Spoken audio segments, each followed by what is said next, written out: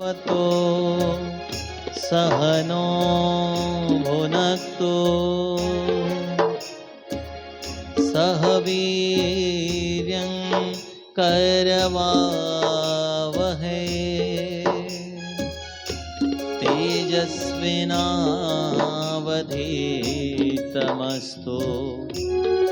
मा विद्विषावहै। ओम शांति शांति शांति।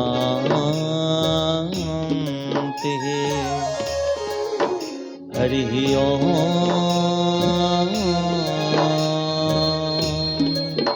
हरि ओम।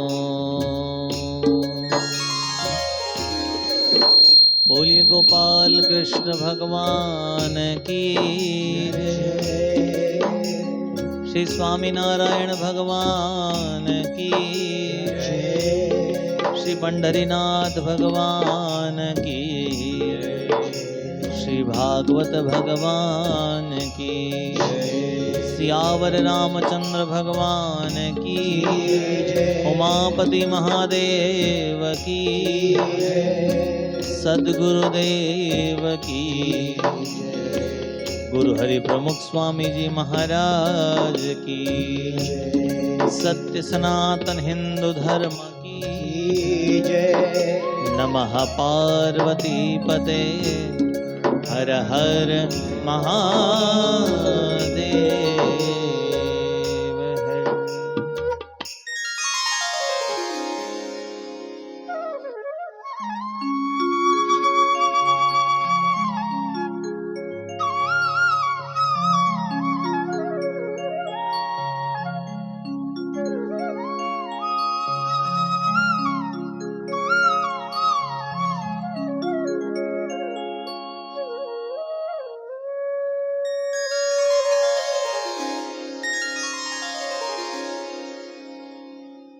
अनंत कोटि ब्रह्मांड नायक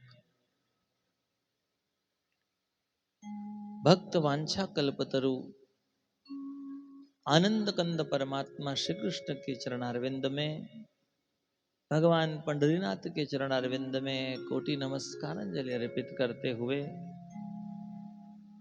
समुपस्थित श्रीमद् भागवत महापुराण भगवान वेदव्यास जी महाराज, सुखदेव जी महाराज,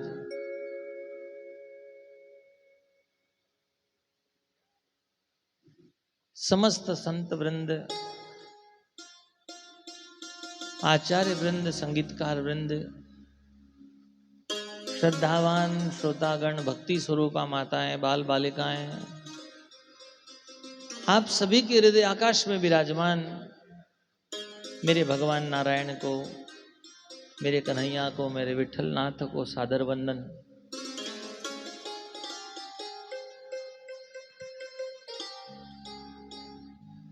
श्रीमद् भागवत का ये परम पुनित पावन अनुष्ठान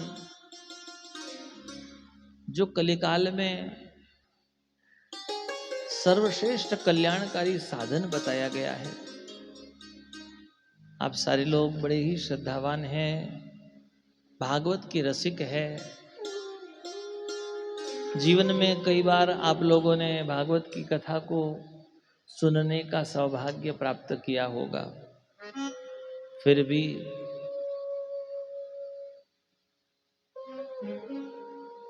भागवत के लेखन में, इसके महिमा गान में ऐसा उल्लेख किया जाता है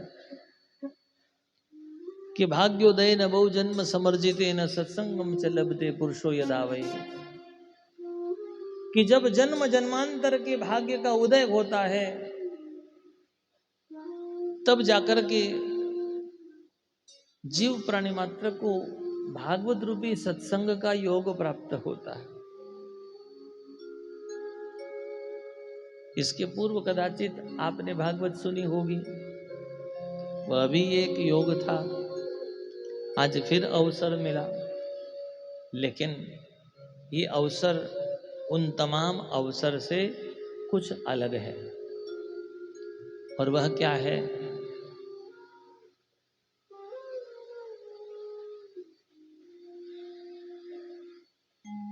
पावन पुरुषोत्तम मास, और इस पुरुषोत्तम मास में इको कम कर दीजिए।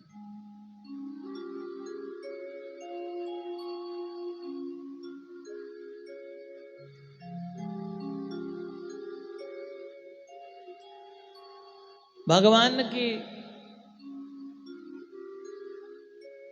प्रेमी ऐसे संतों की प्रेरणा, भगवान विठलनाथ के मंदिर की जीर्णोद्धार का प्रसंग, और आप सबकी बहु प्रतीक्षा में आप सबका जुड़ा हुआ पुरुषार्थ, आप सबका प्रेम, और आपकी निरंतर की जाने वाली प्रार्थना, जिसके साथ आज ये अवसर आकर के उपस्थित हुआ है। ये प्रसंग इसलिए विशेष है क्योंकि कल की बात हम क्या करें, पूर्व में अवसर आया और गया, लेकिन वो हमारे भाग्य का उदय नहीं कर पाया। हम उस अवसर को पाकर के भी पूर्ण प्रकार से धन्य नहीं हो पाए कि हमने कथा सुनी, किंतु वह कथा सुन करके उसे बिसरा दी। उस कथा से हमने अपने जीवन को आलोकित नहीं किया। हम पूर्ण प्रकार से भगवत भक्ति में नहीं लगे, हमने अपने मोक्ष को नहीं साधा, हमने उस कथा को सुनकर के भगवान का साक्षात्कार नहीं किया। हमारे मन में वो आग्रह नहीं था, वो निष्ठा नहीं थी, वो श्रद्धा नहीं थी कि मुझे भागवत की ये कथा केवल और केवल भगवत प्राप्ति के लिए करनी है।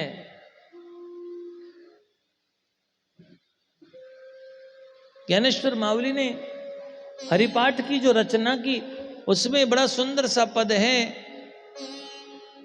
देवाची ये द्वारी उभा क्षण भरी, तेने मुक्तिचारी साधियेल्या,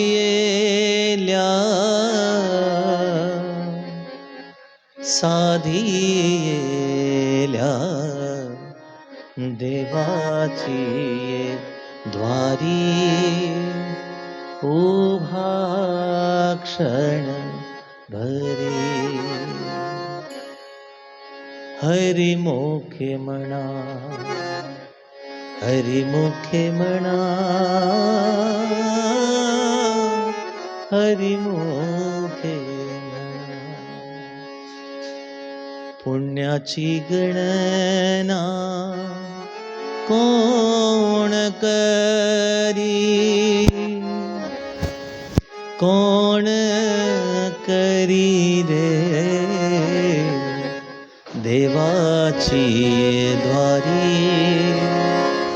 उभा क्षण भरी। पण प्रश्न हा उठतोय मनामध्ये की खरोखरच काय आपण देवाची त्या दारी क्षणभरी उभे राहिलेलो आहे? जर खरोखर देवाच्या त्या दारी आपण क्षणभर उभे राहिलो असतो, तर ती 4 प्रकारची मुक्ती आपल्या दारी चालून आली असती। मग ही कथा आणि जगाची व्यथा ऐकण्याची वेळ नसती। मग आपण या गडचांदूर मध्ये, या भवनामध्ये नाही, आपण वैकुंठामध्ये असतो, त्या विठ्ठलाच्या चरणी असतो। आजही ती प्रतीक्षा, आजही ती शोध, आजही ती दर्शनाची तळमळ तुमच्या माझ्या अंतःकरणात आहे। त्याचं एकमात्र कारण आहे की अजूनही तुमचं माझं चित्त, तुमचा माझा तो अंतरात्मा त्या देवाच्या दारी स्थिर झालेला नाही आहे। अनेकदा तुम्ही आम्ही देवाच्या दारी येत असतो, जात असतो, अनेकदा कथा कीर्तन भजन पूजन करत असतो, अनेक अधिक मास येत असतात, अनेक श्रावण मास येत असतात, अनेकदा टाळ हाती घेतो, वीणा हाती घेतो, मृदंग हाती घेतो, या मुखातून अनेकदा हरिनामाचा कीर्तन करत असतो. आत्मसात नाही झालेला आहे. अजूनही त्या देवाच्या दारी आपण स्थिर झालेलो नाही आहे. आणि देवाचं ते द्वार म्हणजे काय? श्रीमद भागवत मध्ये तृतीय स्कंद मध्ये भगवान कपिल यांनी आपली माता देवहूतीला उपदेश केला आहे. 20वा अध्याय तृतीय स्कंधाचा 21वा श्लोक. प्रसंगम अजरम पाशमात्मनः कवियो विदु सैव साधु सुकृतो मोक्षद्वारम अपावृतम. जेव्हा या मानव देहामध्ये आपल्याला अनेकाचा संग मिळत असतो, अनेकाच्या संगतीमध्ये आपण चालतो, जगतो, वेळ घालवतो, अनेक काम करतो, बोलतो, चालतो, उठतो, बसतो, खातो, पितो, आपण सगळं काही करत असतो. पण जीवनामध्ये जर एखाद्याला प्रसंग मिळाला, संग नाही प्रसंग म्हटलेला आहे, आपल्या जीवनात सुखाचे प्रसंग कमी आणि दुःखाचे प्रसंग जास्त येतात आणि आठवणी येतात. पण असा ते कोणता क्षण तुम्हा आम्हाला आठवण येत असेल, जर आठवण करा इथे बसलेले लोक, की असा तो क्षण की ज्या वेळेला एखादा संत मिळाला आणि त्या संताचे पाय धरत दर्शन करत डोळ्यातून गंगा यमुनेची धारा प्रवाहित झाली आणि आज असं वाटलं की हे संत नाही मिळाले, पण या संताच्या स्वरूपात मला भगवंताचं साक्षात दर्शन घडून गेलेलं आहे. असा तो प्रसंग की हा संत मिळाला, संताची ही भेट म्हणजे आज साक्षात विठ्ठलाची ही भेट झालेली आहे. आज तो विठ्ठल प्रत्यक्ष मला भेटीला येथे आलेला आहे. प्रसंगम अजरम पाशमात्मनः कवियो विदु. अनेक आत्मज्ञानी संत याचं प्रतिपादन करतात. अनेक कवी, अनेक विद्वान कवयो विदु, ही सगळे स्पष्टपणे म्हणत आहे. मायेचा प्रसंग, अज्ञानाचा प्रसंग, पापकर्माचा प्रसंग जीवनामध्ये अनेक प्रकारे येत असतो. पण संताचा प्रसंग सामान्य प्रकारे तो प्रसंग कसा घडतो? आत्मबुद्धी जोडली पाहिजे. हे शरीर माझं आहे. एखाद्याचं नाव विचारलं म्हणजे तो अर्ध्या रात्री झोपेतून उठवलं तरी तो स्वतःचं नाव बराबरच बोलतो. आणि झोपेतून उठवूनही जर त्याला एखादा परक्या माणसाचा फोटो दाखवला तर तो ओळखत नाही. पण बेसुद्धीतून उठलेल्या व्यक्तीलाही जर त्याचा स्वतःचा फोटो दाखवला म्हणजे प्रश्न केला की हे कोण? विस्मृती ज्याला झालेली आहे असे लोक, विक्षिप्त झालेले लोक, पागल झालेले लोक जगाला विसरतात. पण त्याला त्याचं चित्र जर दाखवण्यात आलं की हे कोण, तर तो म्हणतो हे मी आहे.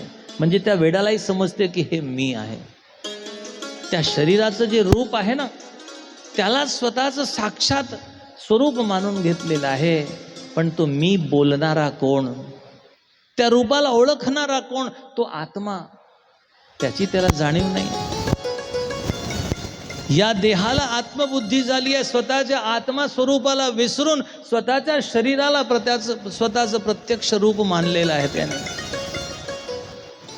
पण तशा प्रकारे जसा हा देह मी स्वतःचा मानलेला आहे, तसा संत हा माझा आहे, विठ्ठल हा माझा आहे, अशी जर प्रचिती देहात्मबुद्धी जर परमेश्वराशी आणि संताशी जोडली, ती गाठ पडली, तर देवाची ये दारी उभा क्षण भरी. नाहीतर काय होणार आहे माहित आहे? देवाची ये दारी उभा जन्म भरी, तरी मुक्तिचारी नाही साधियल्या. जन्म भरी. काही लोक म्हणतात महाराज रोज जात असतो मी मंदिरात, पण काय करतो? रोज जाऊन नुसता ते काळ्या पाषाणाच्या मूर्तीवर नुसता बुक्का उधळतो. त्या काळ्याला अजून काय काळं करणार आहे? तुमचे कर्मही काळे, संस्कारही काळा झालेला आहे, विचारही काळा झाला ना, अजून त्या सावळ्या रायाला अजून काळा बुक्का टाकून काळा करतो. भक्तीचा गुलाल उधळा, जीवन धन्य करा, देहात्मबुद्धी संतांशी जोडा. एक पूरग्रस्त भागामध्ये घर वाहून गेलं, आई वडील गेले, परिवार गेला, आणि एक छोटीशी मुलगी हातामध्ये स्वतःचा एक छोटासा भाऊ 2 वर्षाचा वाहत वाहत कशी तरी त्याला चिखलातून बाहेर काढत असते आणि मांडीवर घेऊन फिरू लागली वस्तीमध्ये. भावाला भूक लागली आहे, माझ्याकडे त्याला द्यायला काही नाही आहे, परिश्रम करण्याची क्षमता नाही. 13 वर्षाची ती लहानशी मुलगी आपल्या 2 वर्षाच्या भावाला मांडीवर घेऊन जात असते आणि त्या वस्तीमध्ये जाऊन भिक्षा मागते की काही थोडंसं 2 पोळी द्या हो, माझ्या भावाला खाऊ घालताय. दार उघडल्या गेलं आणि तिथून भिक्षा देताना त्या गृहिणीने त्या मुलीला सांगितलं की अरे हा कोण?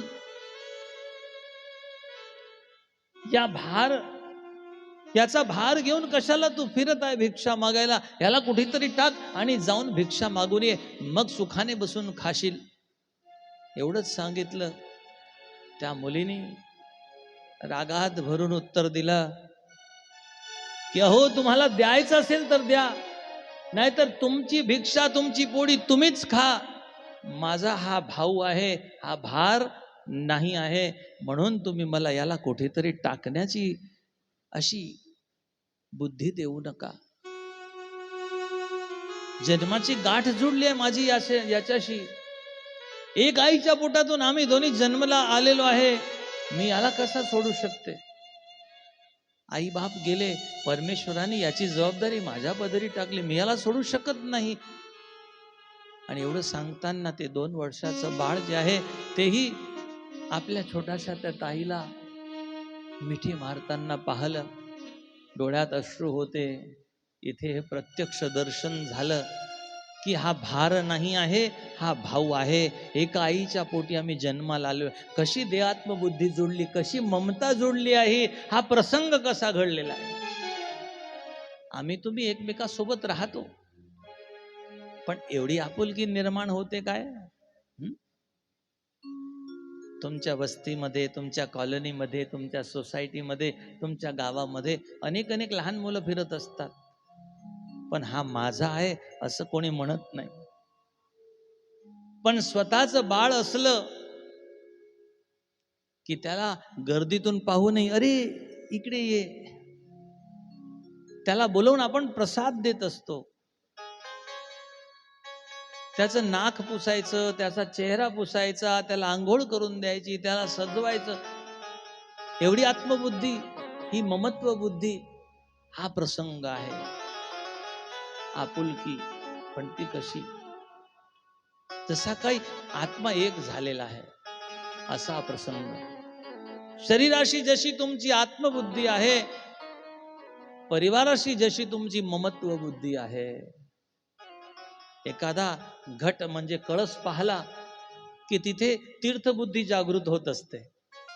कळसामध्ये जरी तुमच्याच घरातल्या विहिरीचं पाणी भरून असलं, पण पूजेत तो कळस मांडला की लगेच आपण हातावर हात धरून तीर्थ मागत असतो की आता या कळसामध्ये तीर्थ संचरलेला आहे.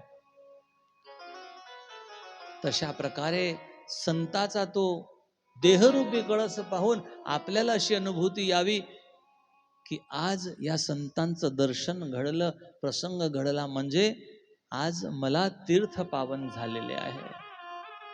आज 68 तीर्थ चालून माझ्या दारी आलेले आहे. हे माझं भाग्य आहे. संत येती घरा तोची दिवाळी दसरा आपण म्हणत असतो.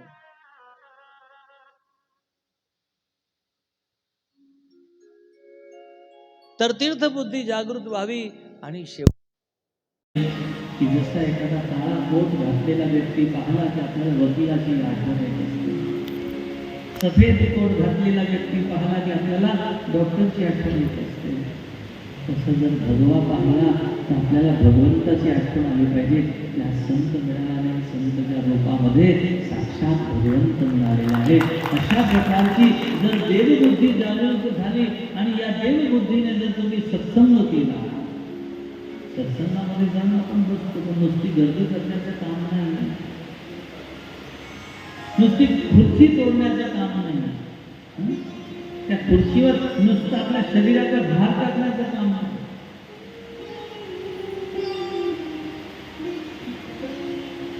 ती खुर्ची तुमचं ओझं तर वाहून घेईल, पण तुम्ही जन्मोजन्मीचा जो पापाचा साठा करून ठेवलेला आहे ते पाप कर्माचं ओझं कसं आपण वहन करू शकणार?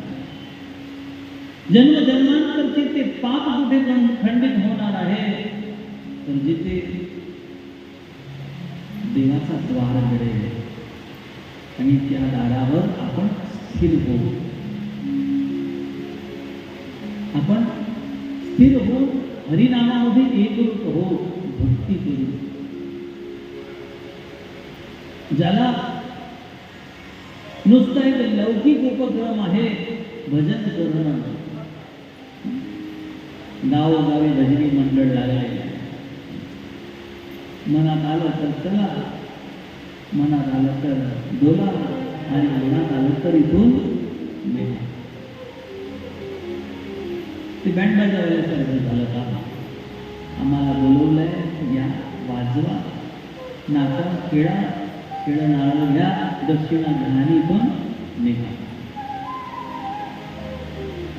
पण अशाने काय कल्याण होणार आहे? प्रसन्न वज्रम पाशम आत्म कवी विदू सैव साधू मोक्ष द्वार पावतो. असा एकात्म भाव जर संत पुरुषांशी जोडला आणि त्यांच्या सानिध्यामध्ये जर आपण स्थिर झालो, एक क्षण जर आपण अशा संतांच्या सानिध्यामध्ये सत्संग प्राप्त झाला तर आपलं जीवन सार्थक होईल. देवाची दारी उभा क्षणभरी. ते दार म्हणजे काय? मोक्षद्वाराचा पावतं, मोक्षचा द्वार. श्रीमद भागवत हे प्रमाण देत आहे की तो मोक्षचा द्वार म्हणजे साक्षात सद्गुरू आहे. परीक्षित महाराज यांना सुखदेवजी स्वरूप जर सद्गुरू मिळाले नसते, त्यांच्या चरणी जर स्थिर झाले नसते, देवाचं ते द्वार मिळालं नसतं, तर देवाचा त्या दरबारात प्रवेश मिळाला नसता. कोणत्याही भवनात जर प्रवेश करायचा असेल तर दार पहिले शोधावा लागतो. दार उघडल्याशिवाय आत प्रवेश करता येत नाही. आणि म्हणून आपण म्हणतो की उघडदार देवा, आता उघडदार देवा. तर आपल्याला असं म्हणायला हरकत नाही की गडच्या नगरच्या या सर्व भक्त मंडळींसाठी त्या परमेश्वराने, त्या विठ्ठलाने मोक्षाचा द्वार उघडा केलेला आहे आणि हा भागवताचा प्रसंग म्हणून आपल्यासाठी उपस्थित केले. तर आपल्याला करायचं एवढंच आहे की देवाची या दारी उभा क्षणभरी. पण तो क्षण कोणता? क्षण तो भाग्याचा. प्रत्येक क्षण भाग्याचा नसतो. आपण कदाचित 3 तास इथे बसणार, रोज येऊन इथे बसणार, पण ते प्रत्येक क्षण आपल्या भाग्याचे नसणार. एकमेव तो क्षण भाग्याचा की ज्या क्षणी तुमची अंतरात्मा परमात्माशी एकरूप होऊन जाणार आहे. आणि त्याचं नामस्मरण करत करत, त्याचं चिंतन करत करत, त्याचा निधिध्यास करत करत असा जो साक्षात्कारचा क्षण घडेल की ज्या वेळेला आठवण आम्ही करत आहे आणि विठ्ठला ऐकत आहे, विठ्ठला पाहत आहे, पण तुमच्या माझ्या मनातली अशी तळमळ आणि असा तो भाव की मग तो विठ्ठला स्वतः भाव घेऊन येणार आहे. आणि या हजारो लोकांमध्ये कोणालाही कळेना असा तो क्षण की ज्या वेळेला देव प्रत्यक्ष तुमच्या माझ्या जीवनात साक्षात येऊन उभा राहील आणि त्याचं साक्षात्कार तुम्हाला घडेल. क्षण तो भाग्याचा की जेव्हा आत्मउद्धाराचं ते आत्मज्ञान, मोक्ष प्राप्तीसाठी ती मुमुक्षुता, जन्मजन्मांतरचे जे पापकर्माचे बंधन आहे त्याच्यातून सुटका होण्याचा योग सत्संगामध्ये आपली दृढ वृत्ती, निष्ठा जागृत होईल. परमेश्वराच्या चरणी तुमची आमची दृढमती होईल आणि मग त्यावेळेला एक दृढ संकल्प मनातून जागृत होईल की तेरे बिना जो उम्र बिताई सो बीत गई, अभी जो उम्र का बाकी हिस्सा तेरे नाम. आजपर्यंत मी जगासाठी जगलो, पण हे जगदीश्वर, हे परमेश्वर, आजपासून मी तुझा आहे आणि तू माझा आहे. तू माझा विठ्ठला आणि मी तुझा विठ्ठला. आणि बस तोच क्षण भाग्याचा, कारण तिथून जीवनात खरं परिवर्तन येणार आहे आणि मग चारित्र्य सिद्ध होईल. मग तो परमेश्वर तुम्हाला सामिप्य देणार, जवळ येऊन बसायला सांगणार, तो तुमच्या जवळ येणार. सामिप्य, सानिध्य, सारूप्य मिळणार आहे.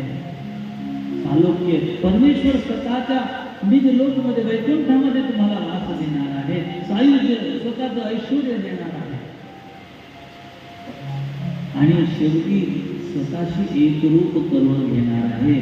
तू पण विठ्ठल आणि मी पण विठ्ठल. तुझी भी राम और मुझ में भी राम है, तो राम और मुझ में राम. तुझ में नारायण, मुझ में नारायण, सब में नारायण, जहाँ देखो वहाँ नारायण ही नारायण. तर असा तो भाग्याचा क्षण आपल्याला आपल्या जीवनामध्ये आणायचा आहे. आणि खरोखर जर आणायची इच्छा असेल, त्या विठ्ठलाची खरोखर जर साक्षात भेट घ्यायची असेल, पंढरपूरची वारी करून जन्मभर लोक जातात तिथून तिथपर्यंत विठ्ठलाची भेट घेतली, एक धावती भेट क्षणभर पाहिला आणि परत निघाले, पण तरी चित्त येऊन संसारात लागतो. त्या जागी जर इथे बसल्या 7 दिवसामध्ये भागवताची कथा ऐकत त्या विठ्ठलामध्ये चित्त स्थिर झालं आणि तिथे न जाता विठ्ठला साक्षात जर तुमच्यासाठी इथे प्रकट झाला, तर याच्यापेक्षा चांगलं काय होऊ शकेल याची कल्पना करा. आणि म्हणून आपल्या सर्वांनी विचार करावा, इथे बसलेल्या लोकांमध्ये कोणाकोणाची अशी इच्छा आहे की या 7 दिवसामध्ये आम्हाला विठ्ठलाचा प्रत्यक्ष अनुभव घडावा, विठ्ठलाशी एकरूपता व्हावी, विठ्ठलाशी आमचा असा साक्षात्कार घडावा.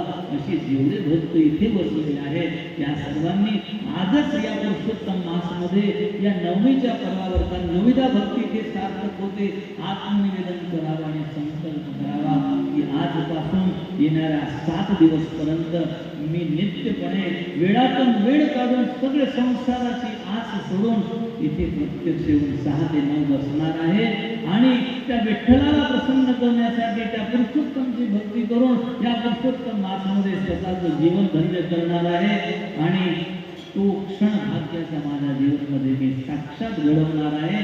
आणि ती भक्ती साकार करण्यासाठी, आमची कथा ऐकण्यासाठी नाही, इथे गर्दी करण्यासाठी नाही, इथे केवळ खुर्ची भरण्यासाठी नाही, जगातल्या कोणत्या आयोजकाला चांगलं वाटण्यासाठी नाही, पण स्वतःचा आत्मउद्धार करून साक्षात विठ्ठलाची भेट घेण्यासाठी, त्या विठ्ठलाला इथे प्रत्यक्ष बोलवण्यासाठी आणि आपलं जीवन सार्थक करण्यासाठी. जर तुमची खरोखर इच्छा असेल तर आपल्या सर्वांनी असा संकल्प करावा आणि आपण करलो हे नव्हेच, आपला उद्धार करावा, पण आपल्यासोबत आपल्या गावकरी मंडळीचा, आपल्या परिवारजनांचा, आपल्या शेजारच्या लोकांचा, आपल्या आजूबाजूच्या गावातल्या लोकांचाही उद्धार व्हावा. आणि असा संकल्प करून आपण सर्वांनी हा निश्चय करावा की उद्या कथेमध्ये येताना आमच्या सोबत इतर भक्त मंडळीला पण सोबत आणायचं आहे.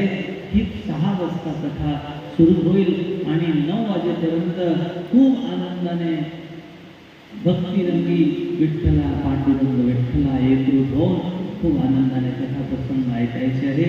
आणि हे 7 दिवस पुरुषोत्तम मासामध्ये अधिक मासामध्ये आपल्याला धन्य व्हायचं आहे. भागवताची ही कथा ऐकायची आहे. हा पुरुषोत्तम मास आपल्या सर्वांना मिळालेला आहे. तुम्हाला आम्हाला कोणाला याची खात्री नाही आहे की पुढचा अधिक मास आपल्याला मिळेल की नाही मिळेल. कारण मागच्या अधिक मासमध्ये काही असे भक्त लोक आम्हाला मिळाले होते पण आज ते विचारे नाही कोरोनामध्ये स्वाहा झाले. तर पुढे काय येणार आहे त्याची काही खात्री नाही आहे. कोरोनामध्ये लोकांचे कंठ बंद होत होते, श्वास घ्यायला कठीण होत होतं, नाक बंद होत होतं. आता दुसरी बिमारी सुरू झाली, लोकांचे डोळे बंद होऊन आले. आता काय काय होणार आहे त्याचं काही खरं नाही. कधी हातपाय बंद होईल, कधी डोळे बंद होईल, कधी श्वास घेणं नाक बंद होईल, कधी कंठ बंद होईल, नाम घेता येणार नाही. आज तो मौका मिळालेला आहे, त्याला सार्थक करावं आणि 7 दिवस खूप आनंदाने इथे उपस्थित होऊन कथा ऐकावी असं आमचं मत आहे. तुमचा सर्वांचा काय मत आहे? तुम्हाला सर्वांना जर हे योग्य वाटत असेल तर आमचं मत हाच आहे महाराज. आणि आम्ही आजपासून संकल्प करतो 7 दिवस इथे कथेमध्ये उपस्थित राहून विठ्ठलाला प्रसन्न करण्यासाठी हा प्रसंग सार्थक करणार आहे, देवाचा आणि संताचा प्रसंग घडवणार आहे असा संकल्प करत हात वरती करावा आणि देवाला आपला प्रेमाने नमस्कार द्यावा. गोपाल कृष्ण भगवान की जय.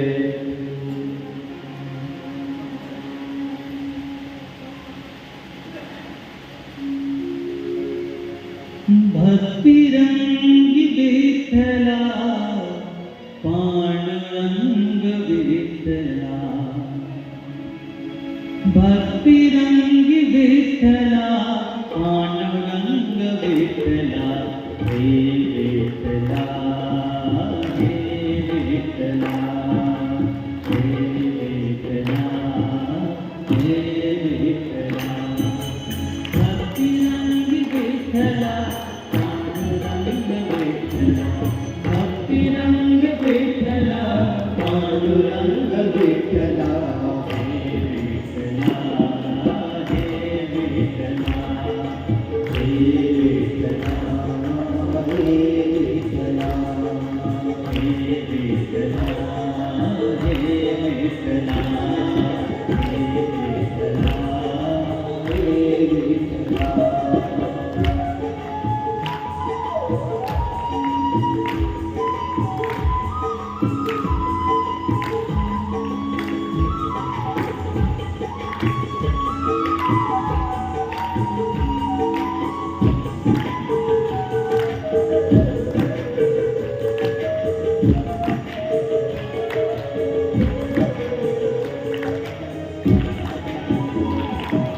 रुक्मिणी समेता पंढरीनाथा, रुक्मिणी समेता पंढरीनाथा, रुक्मिणी समेता पंढरीनाथा, रुक्मिणी समेता पंढरीनाथा, पंढरीनाथा पंढरीनाथा पंढरीनाथा पंढरीनाथा.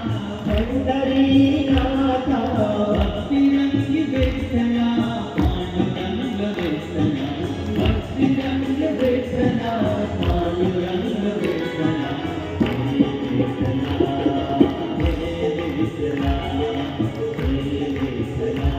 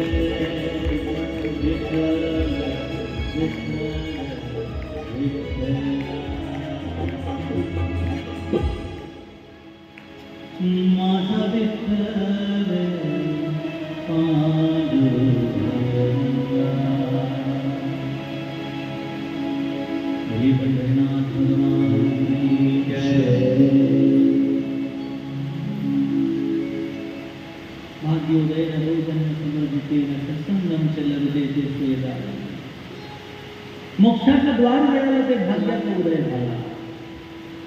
सत्संगाचा योग घडला ते भाग्याचा उदय झाला. संतांचा दर्शन आणि प्रसंग मिळाला ते भाग्याचा उदय झाला. हृदयामध्ये भक्तीचा भाव जागृत झाला. मुमुक्षुत्व जागृत झाला. मोक्ष प्राप्तीची इच्छेसाठी साधन करण्याचं बळ मिळालं, संधी मिळाली. भगवंताच्या चरणी आपले भक्ती पुष्प वाहण्याची संधी मिळाली. हे भाग्याचा उदय झाला. शांतो भाग्याचा.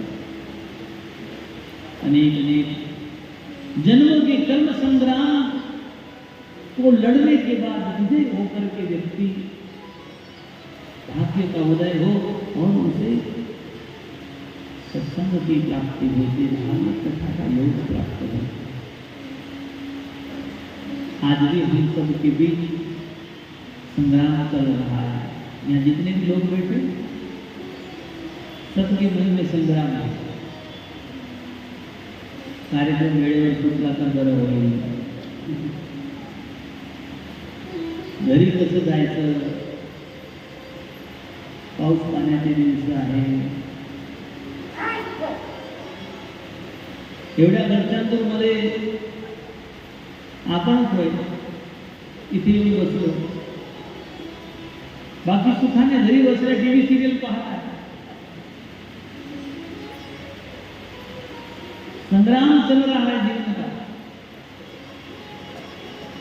माया एक और बुला रही है, परिवार दूसरी ओर याद आ रहा है, व्यापार तीसरी ओर. शोभा यात्रा में दो चार लोग ऐसे भी मिले, महाराज दुकान छोड़ के आया हूँ, आपका दर्शन हो गया, थोड़ी देर रोटी उठा ली, अब जाऊं.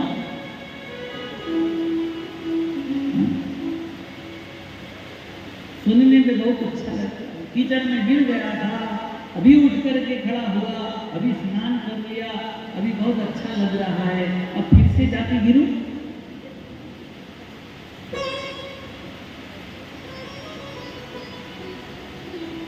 भाग्य से निकला था, भगवान ने बुलाया, संत ने बुलाया, किसी भक्त ने बुलाया, और उसमें भी हमारे भक्त लोग सर पे ये भगवा टोपी पहना रहे हैं.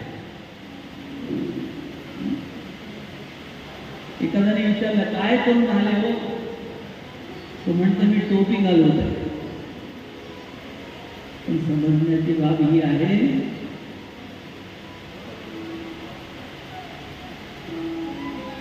की संसाराच्या प्रपंचाची ही टोपी नाही आहे. ती टोपी घालवण्याचं काम तुमचं दुसरीकडे चालू असतं.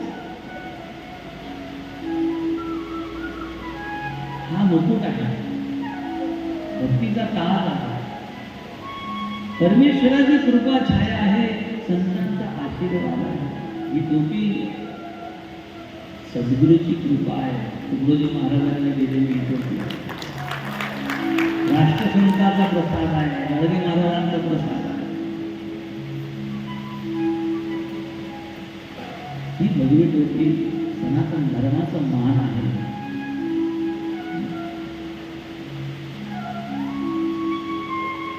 डोक्याबरोबर हे बदल नाही पडलं तर काय होणार.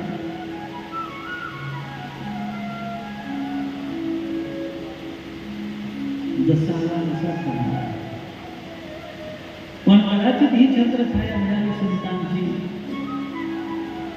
कुठेतरी जन्मजन्मांतरचा तो संस्कार जागृत होऊन जाणार आहे. मी मानव आहे, माझा मानव धर्म आहे, माझा सनातन धर्म आहे, माझा हिंदू धर्म आहे, हे समजून येणार. कुठेतरी ते संस्काराची जोपासना.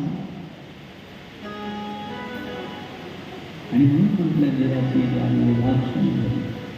पुण्याची गणना नाही. ते जगातले वेगळे लोक आहेत जे पुण्याची गणना करतात. आरतीची ताट कोणी दुसरं आणि कोणी दुसरं व्यक्ती त्याला हात धरून पुण्य कमवण्याचा प्रयत्न करतो. एखादी बाई गावभर फिरून फुलं वेचते आणि दुसरी त्याच्या पिशवीत हात टाकून 2 फुलं काढून देवाच्या मूर्तीवर वाहत असते. काय तर थोडं पुण्य मलाही लाभू दे. पुण्याची गणना नाही. त्याचं कारण तुम्हाला कदाचित कल्पना नसेल की आज तुम्ही सर्वांनी किती पुण्य कमवलेलं आहे. इथे बसलेल्या लोकांकडे किती पुण्य आहे त्याची कल्पना नाही आहे तुम्हाला.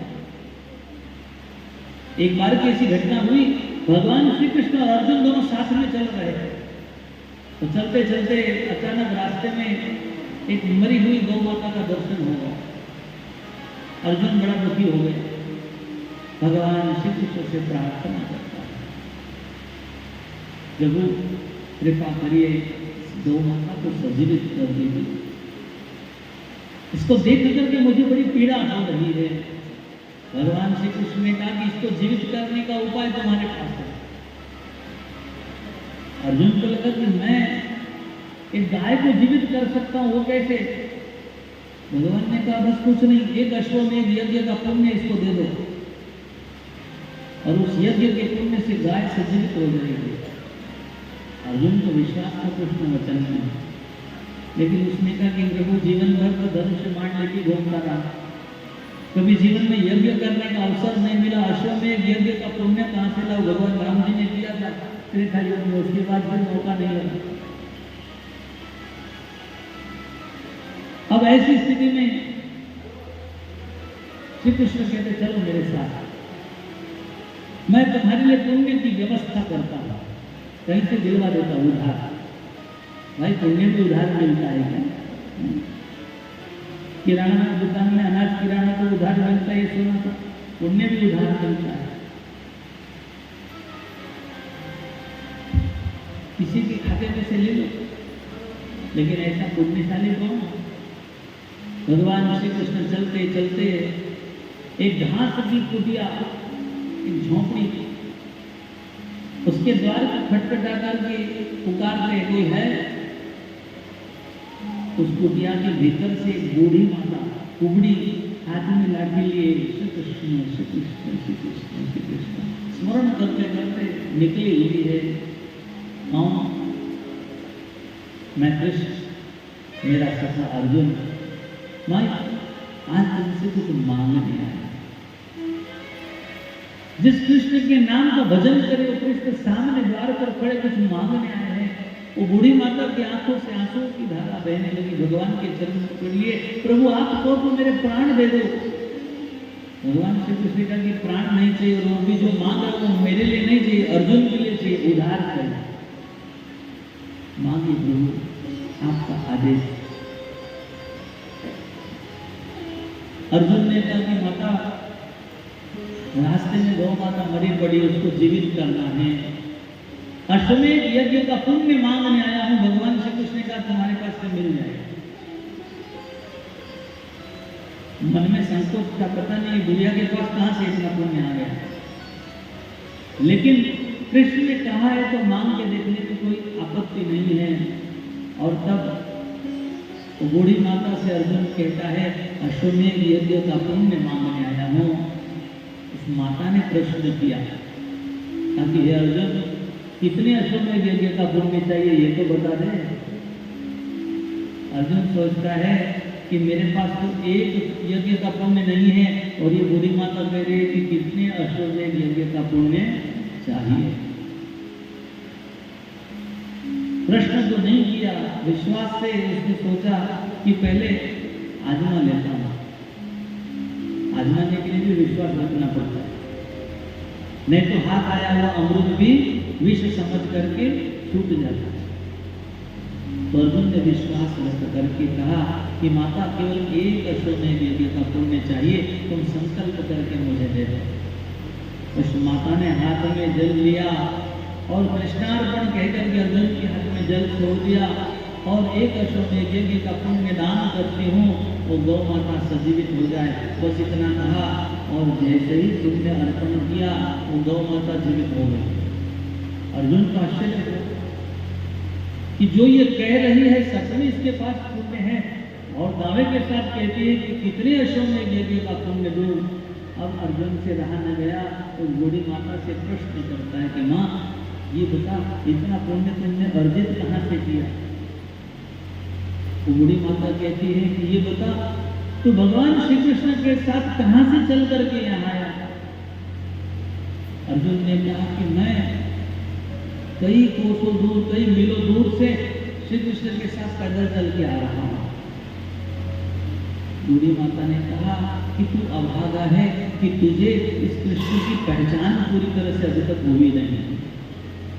अरे श्री कृष्ण का नाम लेकर स्मरण करके उसके प्रति समर्पित होकर के भक्ति भाव से यदि कोई एक पैर भी आगे बढ़ा देता है, एक कदम भी आगे बढ़ा देता है, उसको 100 अश्वमेध यज्ञ का पुण्य मिल जाता है।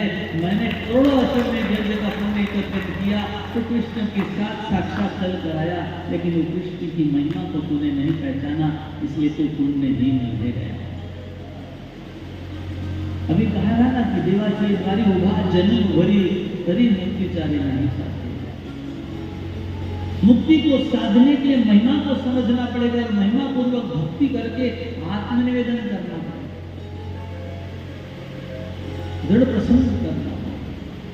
भगवान का संग तो किया था अर्जुन ने, बिल्कुल प्रसन्न नहीं किया था। तो बूढ़ी माता ने संग नहीं पाया, लेकिन दूर बैठे भगवान के प्रसंग में वो अपनी भजन भक्ति कर रही थी। उसको प्रत्यक्ष मान कर, उसका महिमा जान करके भक्ति करते। तो इतना पुण्य जब नामस्मरण में हो और नामस्मरण करते हुए एक एक पद आगे बढ़ने में हो। आप सब लोग जरा विचार करो कि विठ्ठल मंदिर से लेकर के यहाँ तक आप सब लोगों ने पैदल चलते चलते भगवत नाम का स्मरण किया है। आप सबके पास कितना पुण्य होगा? पुण्याची गणना कौन करे? कितनी गणना करोगे? कर नहीं पाओगे, थक जाओगे। न तो पाप गिन पाओगे जीवन भर में और ना तो पुण्य गिन पाओगे। लेकिन हाँ, गिनना हो तो केवल एकांत को गिन लो, और वो एकांत है हरि का नाम। हरि का नाम सदा सुखदाई है, और इसलिए हम उस परम सुखदाई हरि का नाम लेते हुए, उस हरि को अपना मानते हुए, उसके महिमा को जानते हुए भगवान की मंगल में कथा को श्रवण करें। वही भाग्य का उदय होगा। वो कहते हैं, बड़ा ही सुंदर प्रसंग था। नैमिषारण्य का एक महान तीर्थ, और इस महान तीर्थ में 88,000 ऋषियों का बड़ा भारी समुदाय एकत्रित हुआ। लोग पूछते हैं कि नैमिषारण्य का तीर्थ बना कैसे?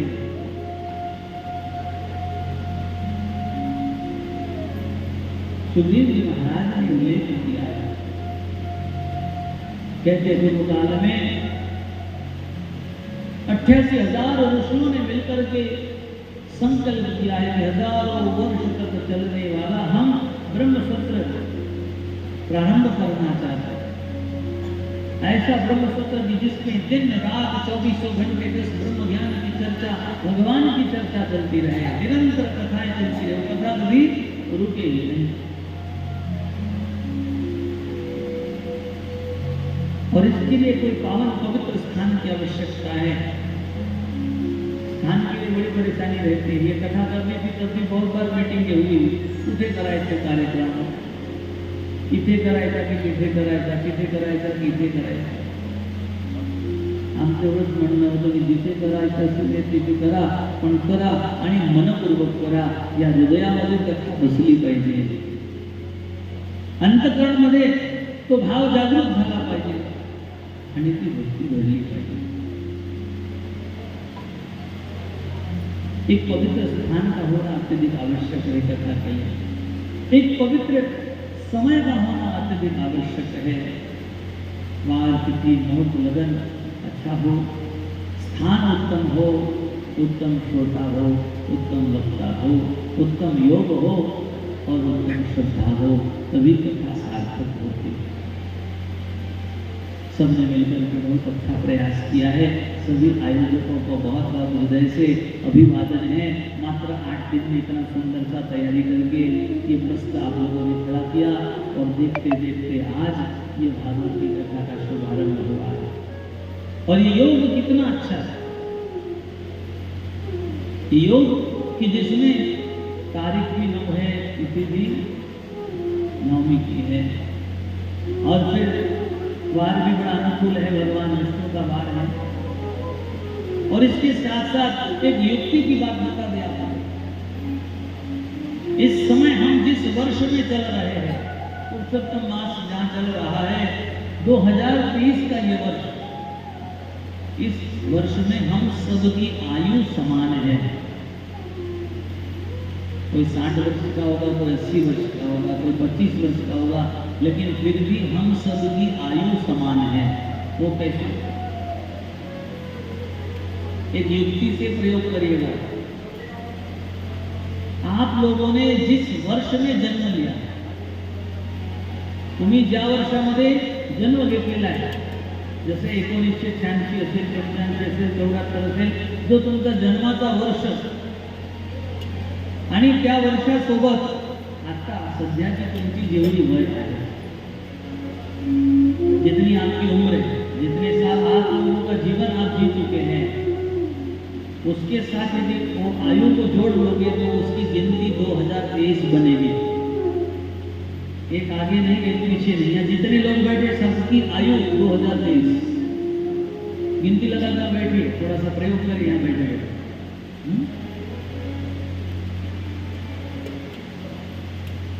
एखाद्या व्यक्तीचा जन्म वर्ष 2000 मध्ये झालेला आहे आणि आज 2023 चाललेला आहे, तो 23 वर्षाचा झाला। तर 23 आणि 2000 म्हणजे 2023 झाला। तशाच प्रकारे एखाद्या व्यक्तीचा 1974 मध्ये जन्म झालेला आणि त्याची 49वी वय चालू आहे, तर 1974 आणि 49 जर जोडले तर 2023 हा आकडा तयार झाला। असं म्हणायला हरकत नाही की इथे जेवढे लोक बसलेले सर्वांची वय सारखी आहे आणि समान आयुमध्ये आपण राहून एक समकाळामध्ये परमेश्वराशी समरूप होण्यासाठी ही भागवतची कथा ऐकली खूपच चांगलं नैमिषारण्य का वह तीर्थ कैसे बना। कहते हैं कि सभी ऋषिगण ब्रह्मा जी के पास में गए प्रार्थना करते हुए कि हे ब्रह्मदेव आप कृपा करिए, हमारे इस ब्रह्म सूत्र को चलाने के लिए तो उचित स्थान दीजिए। ब्रह्मा जी ने एक बड़ा भारी चक्र चलाया हुआ है, वो काल चक्र चलता चलता जिस स्थान पर जाकर के ठहर जाएगा, जहाँ उसकी निमी उसकी धारा रुक जाएगी, समझ लेना कि वही सर्वोच्च क्षेत्र है। सर्वश्रेष्ठ वो स्थान पर बैठ कर आप ब्रह्म सत्र का आयोजन करिए, वहीं कथा कीर्तन सत्संग करिए। और तो ब्रह्मा जी का आदेश पालन किया। ऋषिगण उस चक्र के पीछे पीछे चलने लगे और चलते चलते एक बड़े भारी अरण्य में जाकर के वो चक्र रुका और वहीं पाताल में धस गया। वह निमी चक्र की यानी कि उसकी जो धाराएं हैं वो रुक गई और तब उस क्षेत्र को निमिष यानी क्षण भर में स्थिर होने वाला वह चक्र और जहां पर स्थिर हो गया उस स्थान को नैमिषारण्य नाम दिया। उस नैमिषारण्य क्षेत्र में शौनक आदि ऋषिगण सब ब्रह्म सत्र का आयोजन करते हैं। भगवान सुखदेव जी महाराज के परम कृपा पात्र कहते हैं 18 पुराणों के अतिशय दिव्य मर्मज्ञ ज्ञाता ज्ञान शिरोमणि, आयु से तो बहुत बड़े नहीं है लेकिन ज्ञान से श्रेष्ठ ज्ञान वृद्ध ऐसे भगवान सुख जी महाराज का पदार्पण होता है। ऋषियों की उनसे मुलाकात होती है और ऐसे समय पर सभी ऋषिगण मिलकर के सुख जी महाराज को प्रणाम करते हैं और प्रणाम करके उनके मुखारविंद से जो है ज्ञान चर्चा सुनना चाहते हैं और उनके मुख से प्रकट होने वाली उन ज्ञान चर्चाओं में सर्वप्रथम जो है इस ब्रह्म सत्र के आरंभ में भगवान की वंदना हुई है और भगवान की वंदना के बाद में भगवान सुखदेव जी महाराज की वंदना हुई है और गुरुदेव की वंदना के बाद आगे भागवत की कथा का महात्म्य गान का विस्तार हुआ है। आइए हम सब भी भगवान की शरणागति लेते हुए भगवान की वंदना करें। भगवान को दो पदार्थ अतिशय प्रिय है, एक है चंदन और दूसरा है वंदन।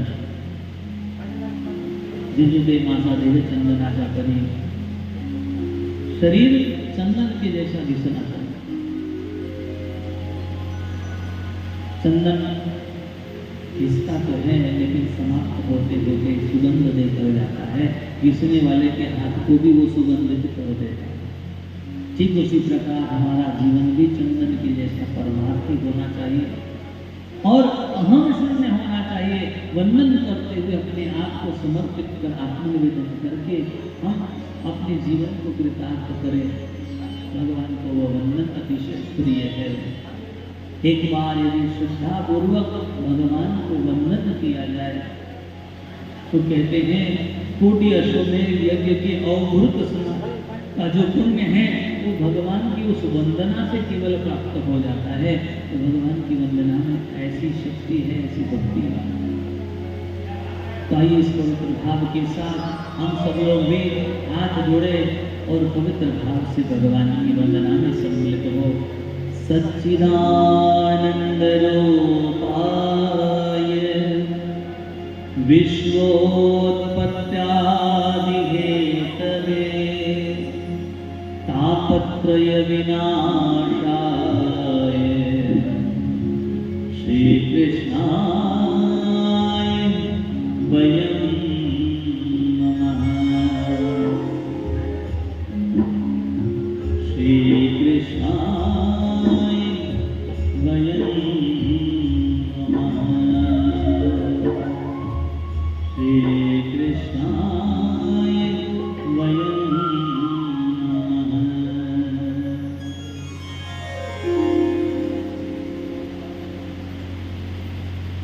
यं प्रव्रजन्तमपेतमपेतकृत्यं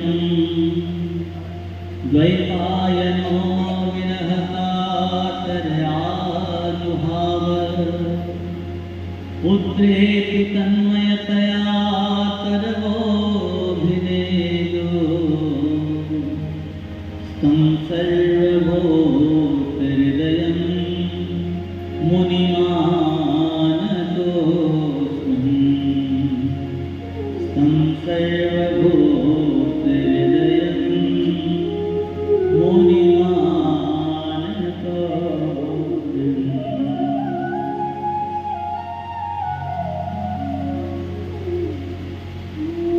श्रीमद् भागवत का प्रथम श्लोक जो है ना, वो वंदना के साथ साथ में हमको एक परम तत्व के साथ परिचित कराता है।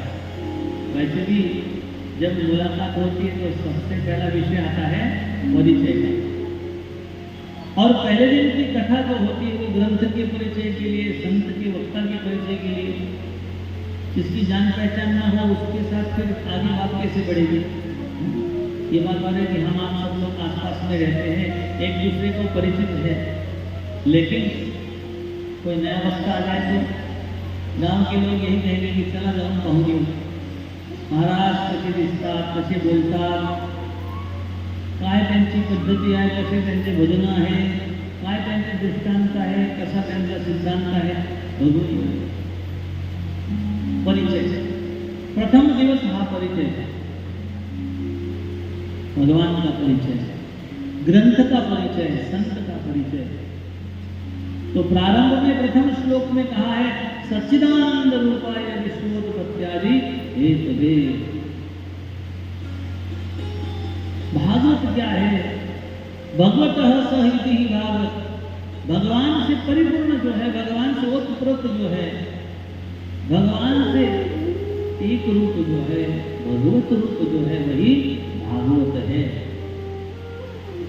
लेकिन वो भागवत जिस भगवान का है वो भगवान कैसे है? भगवान का भी तो कोई परिचय मिलना चाहिए। तो कहा सच्चिदानंद रूप है। भगवान का रूप कैसा है? हमने तो देखा नहीं, फिर जिसने देखा नहीं है उसको जानना हो तो कैसे जान सकते हैं? तो कहते जिसको देखा नहीं है उसके बारे में सुनो, पहले सुनना पड़ता है। प्रथम श्रवण भक्ति और बाद में दर्शन। बिना श्रवण के दर्शन नहीं और दर्शन के बिना स्पर्शन भी नहीं है, इसलिए सबसे पहला श्रवण। तो भगवान कैसे हैं? सच्चिदानंद रूपाय। सुंदर से ध्यान होते बेटीवरी, हे आपण पाहिलं नव्हतं पण ऐकलं होतं, आणि ते ध्यान वारंवार स्मरण करून ध्यान करत करत मनात ती इच्छा झाली की कशी उभे असेल ते बेटेवरी, चला जाऊन येऊया, एक वेळा पंढरपूर जाऊया। मनातला तो भाव जागृत होत असतो, वारंवार ते श्रवण कीर्तन स्मरण केल्याने आज ऐसा ही भाव हम सबके मन में जागे। भगवान सत्य स्वरूप है, किंतु भगवान में क्या सत्य है यदि ये जानना हो तो भागवत की कथा सुनिए। भगवान सत्य है, लेकिन कैसे सत्य है? वो परम सत्य है, और वो परम सत्य का स्वरूप, परम सत्य का ज्ञान यदि प्राप्त करना हो तो भागवत की कथा सुनिए। अभी विस्तार नहीं करेंगे, 7 दिन में विस्तार करके सुनेंगे, क्योंकि भगवान के विषय में एक पल में बता पाना ये संभव नहीं। हरि अनंत, हरि कथा अनंता। फिर कहा भगवान चिद स्वरूप है, चित माने प्रकाश। लेकिन जिस व्यक्ति ने अपने दरवाजे खिड़की बंद करके रखे हो उसको प्रकाश कैसे मिलेगा? आपण म्हणतो उघडदार देवा आता उघडदार देवा, देव म्हणतो उघडदार देवा आता उघडदार देवा. तो आपल्याला म्हणतो की तू तुझ्या हृदयाचे द्वार उघडता.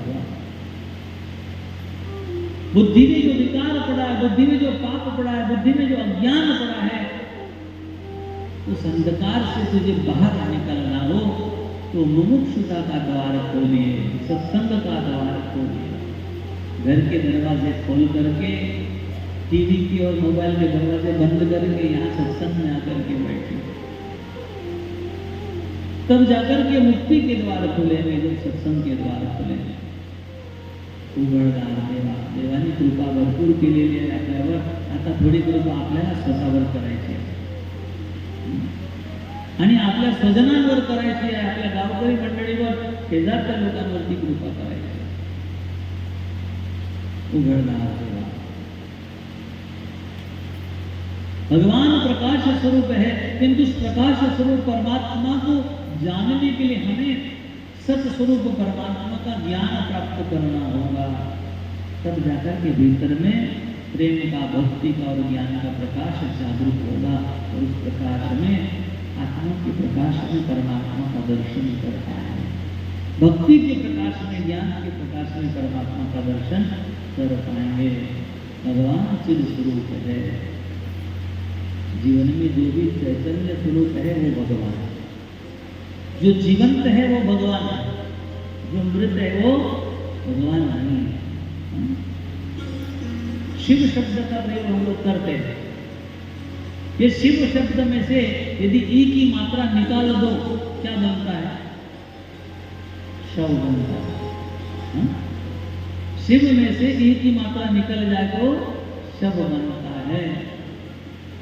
और जीव शब्द में से एक ही मात्रा निकाल दो तो जब बनता है.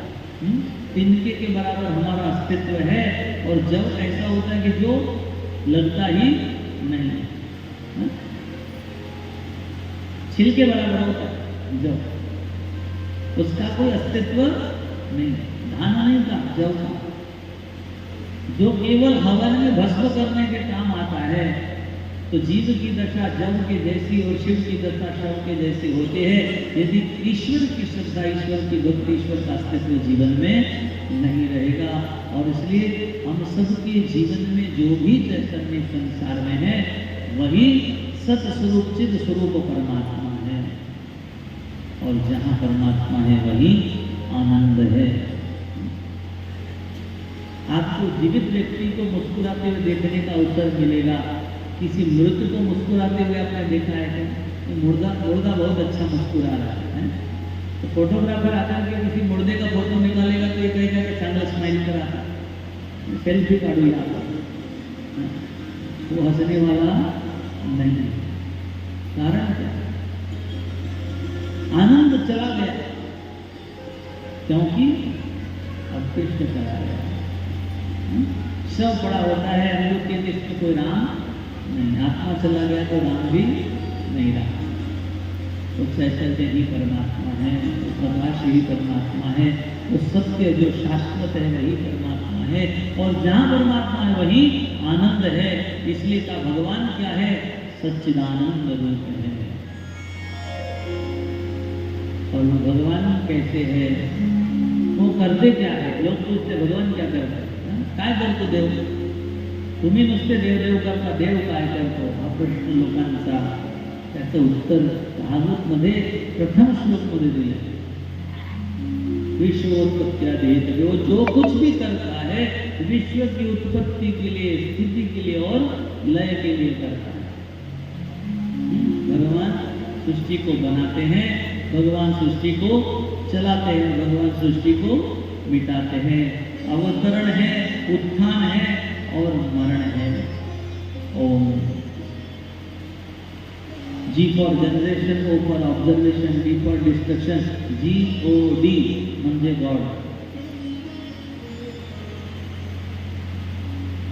आज परमेश्वर जो ओम स्वरूप, ओंकार स्वरूपात विद्यमान झालेला आहे, जो उत्पत्ति स्थिति सृष्टी आणि लयचा कारक आहे, जो परमेश्वर 3 प्रकारचा ताप आवडतो.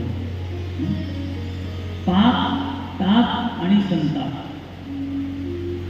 अध्यात्म, अधिभूत आणि अधिदैव. जगातल्या प्रत्येक व्यक्तीला आध्यात्मिक ताप, अंगात ताप असो नसो, पण मनस्ताप प्रत्येकाला आहे की नाही? इथे जेवढे लोक बसलेले आहेत प्रामाणिकपणे सांगावं, तुमच्या जीवनात मनस्ताप नाही?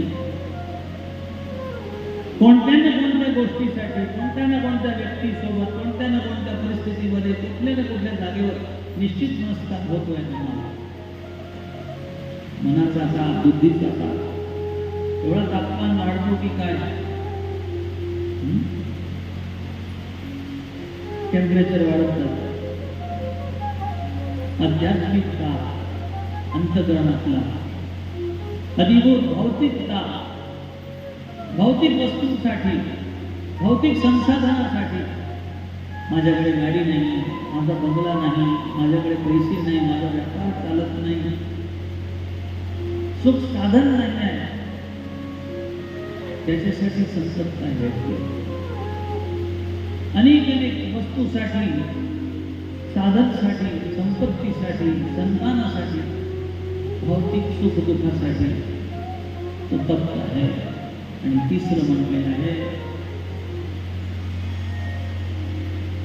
की तो व्यक्ती अधिदैव, दैव योगाने, भाग्याच्या योगाने, प्रारब्धाच्या योगाने दुःखी आहे.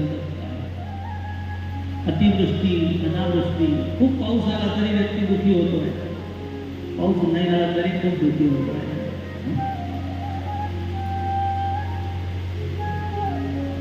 दैव योगाने, भाग्याच्या योगाने, कर्माच्या योगाने, कर्म परिणामाच्या योगाने. तर परमेश्वर काय करतो? त्या 3 प्रकारच्या ताप हरण्याचं काम, तापत्रय विनाशाय तथा विनाश करतो.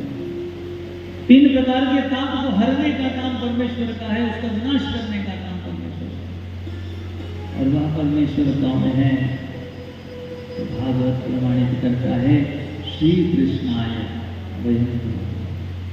हम सब मिलकर के उस परमेश्वर, उस परमात्मा, उस परब्रह्म श्री कृष्ण को वंदन करते हैं, नमन करते हैं कि जो स्वयं ये सारे संसार के ही नहीं किंतु अनंत कोटि ब्रह्मांड का नायक है. वो सभी जीवों के पाप ताप और संताप को हरता है, वही उत्पत्ति स्थिति और लय करता है, वही सच्चिदानंद स्वरूप है. तो भागवत की कथा क्या है?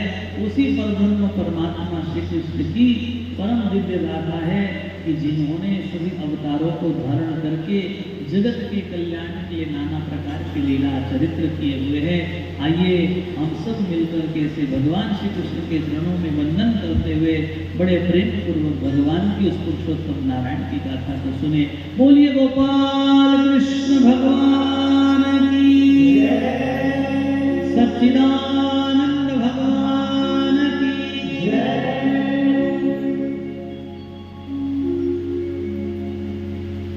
तो भगवान के चरणों में वंदना करते हुए सभी संतों ने मिलकर के फिर सुखदेव जी महाराज के चरणों में वंदना. यम प्रव्रजंतम अनुपेतम अपेत कृत्यम. कहते हैं कि जब संन्यास लेने के लिए सुखदेव जी महाराज निकले घर छोड़ करके, अनुपेत और अपेत कृत्य नहीं हुआ था उनका. अपेत कृत्य, अनुपेत कृत्य, ये क्या है? जन्म होने के बाद नामकरण के पहले जो संस्कार और नामकरण के बाद के जो संस्कार होते हैं उसको अनुपेत और अपेत कृत्य कहा है. इनमें से कोई कर्म नहीं हुआ था सुखदेव जी का. ना तो उनका गर्भाधान हुआ था, ना तो उनका सिमंती पूजन हुआ था, ना तो उनका पुष्पवन हुआ था, ना तो उनका जातकरण हुआ था, ना तो उनका नामकरण हुआ था, ना तो उनका कर्णवेद हुआ, ना ही उनका अन्नप्राशन हुआ, ना ही उनका यज्ञोपवीत हुआ. कोई संस्कार नहीं था. लेकिन आत्मा से पूर्ण संस्कारी होकर के साक्षात जो है ब्रह्म मूर्ति भगवान वेदव्यास जी के यहाँ पर वाटिका के गर्भ से प्रकट हुए। गर्भ में कितने वर्ष और भगवान से आश्वासन प्राप्त करने के बाद कि मेरी माया तुम्हें स्पर्श नहीं करेगी, मुक्त होकर के रहोगे, मुक्त होकर के जियोगे, जब चाहोगे तब जा पाओगे, वरना तुम कभी नहीं जाओगे, सदा जीवन मुक्त ही रहोगे। भगवान से वचन मांगी, प्रभु आपकी माया बड़ी दुष्कर है, वो किसी को छोड़ती नहीं है, जन्म जो लेता है उसको तुरंत पकड़ लेती है। मैं तो केवल आपको पकड़े रखना चाहता हूँ, मैं आपके बंधन में बंधा रहना चाहता हूँ, बाकी माया के बंधन में नहीं बंधना चाहता। और तब सुखदेव जी की इस प्रार्थना को भगवान ने स्वीकार किया। धन्य हुए सुखदेव जी, भगवान का वचन प्राप्त किया, आशीर्वाद प्राप्त किया। और जब उन्होंने प्रकट होकर के प्रावज्य ने संन्यास की और प्रस्थान किया, यम प्रवचनतम अनुपेतम अपेतम द्वैपायनो विरह आकर आजुहा। द्वैपायन यानी भगवान वेदव्यास, कृष्ण द्वैपायन। वेदव्यास जो पुत्र के जाने से बड़े दुखी हो गए, और एक पिता कर भी क्या सकता, जन्म लेते ही जिसका जवान पुत्र, युवान पुत्र जो है घर छोड़ करके जा रहा है, पीछे पुत्र भी नहीं देखा, माँ कौन है और पिता कौन है देखा ही नहीं पुत्र ने, और पुत्र तो बस वन की ओर निकल पड़ा। हे पुत्र, हे पुत्र, हे पुत्र कहकर के वेदव्यास उसके पीछे पीछे दौड़ा। पुत्रेति तन्मयतया तरवो भेदेन। कहते हैं कि ऐसे समय पर जब वेदव्यास सुखदेव जी के पीछे पीछे दौड़ रहे थे, तरवो भेदेन, अनेक अनेक वृक्षों में से नाद गूंजने लगा, आवाज उठने लगी है, कौन पिता कौन पुत्र, लौट जाइए। ये सुखदेव जी के शब्द थे जो वृक्षों में से आवाज गूंज रहा था, पलट करके आवाज आ रहा था, गूंज हो रही थी, और वह क्या था, कौन पिता और कौन पुत्र। वृक्ष उपदेश देते हैं वेदव्यास को, और वह क्या है, वृक्ष कहते हैं कि देखिए हम परमार्थी हैं, आप भी तो संत, आप भी परमार्थी बने। एक वृक्ष को यदि कोई पत्थर उठाकर फेंके तो वृक्ष उसको शाप नहीं देता, वृक्ष परमार्थी है, जो उसे पत्थर मारता है वृक्ष अपनी संतान यानी उसको फल दे देता है, वृक्ष उसको फूल दे देता है, वृक्ष उसको छाया देता है, लेकिन वृक्ष जो है उसे शापित नहीं करता। ठीक उसी प्रकार आप एक संत है, पिता पुत्र के मोह से ऊपर उठ जाइए महाराज, लौट जाइए, क्योंकि आपका पुत्र तो परमार्थ के लिए निकला हुआ है, जगत का कल्याण करने के लिए निकला हुआ है, उसका मार्ग मत रोकिए। और ये कहकर के वेदव्यास जी को उपदेश दिया।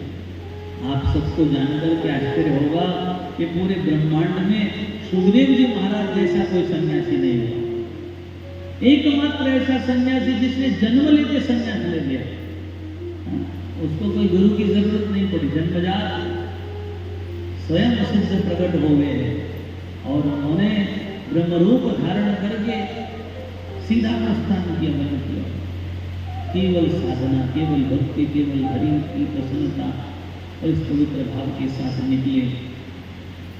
सुखदेव जी महाराज को रोकने चले, वेदव्यास जी वृक्षों का संदेश लेकर लौट गए। तम सर्वभूत हृदयम मुनिमान उसमें, ऐसे सभी भूत हृदयों में विराजमान होने वाले सुखदेव जी महाराज महामुनि हैं। हम सब लोग मिलकर के उनको हम सब मिलकर के नमन करते हैं, उन्हें वंदन करते हैं।